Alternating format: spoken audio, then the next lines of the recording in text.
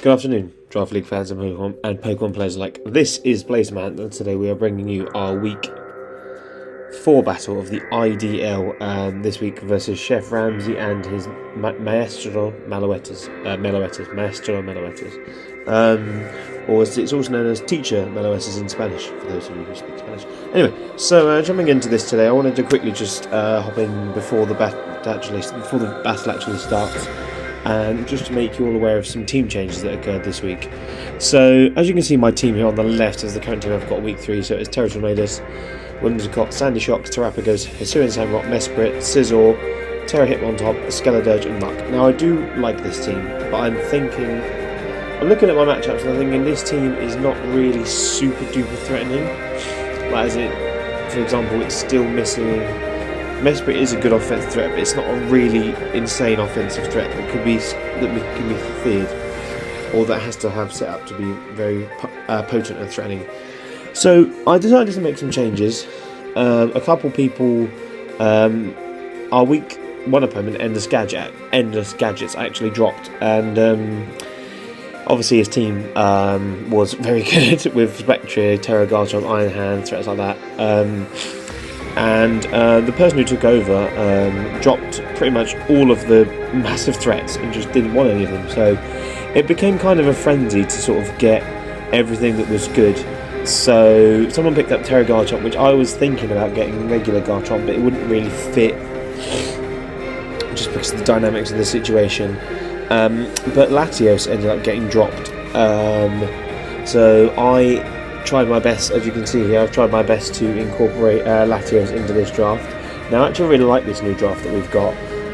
So we did lose Mesprit, so a bulky Psychic type, but in turn we did get Latios, which is a very good, prominent offensive Psychic type, one of the best Pokemon, certainly legendaries in this format, and it's still got Levitate, so I'm still upset with the ground weakness, or the ground issue.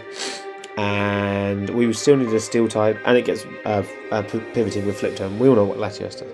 Anyway, so I still wanted a steel type, I still wanted a poison type, and I still did want pivoting. So I went with Revavroom actually. It gives me a T-Spiker, which Muck was, it gives me a steel type, which Scizor was, and it gives me Passing Shot to get out of those difficult situations I don't want to be in versus maybe a ground type or like a Mon that really was extra.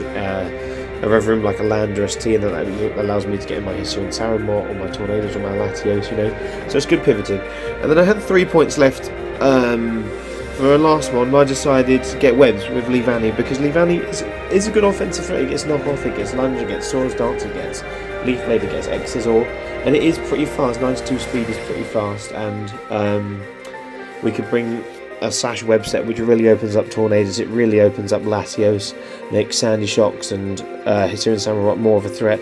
So yeah, that's the team changes. I'm hoping to do the best with this team, but yeah, Latios and Revavroom, really good. Leavanny's just there for the support, but yeah, so that is the new team changes. They're effective this week, so we're going to jump into the battle, and I'll see you all there. Peace.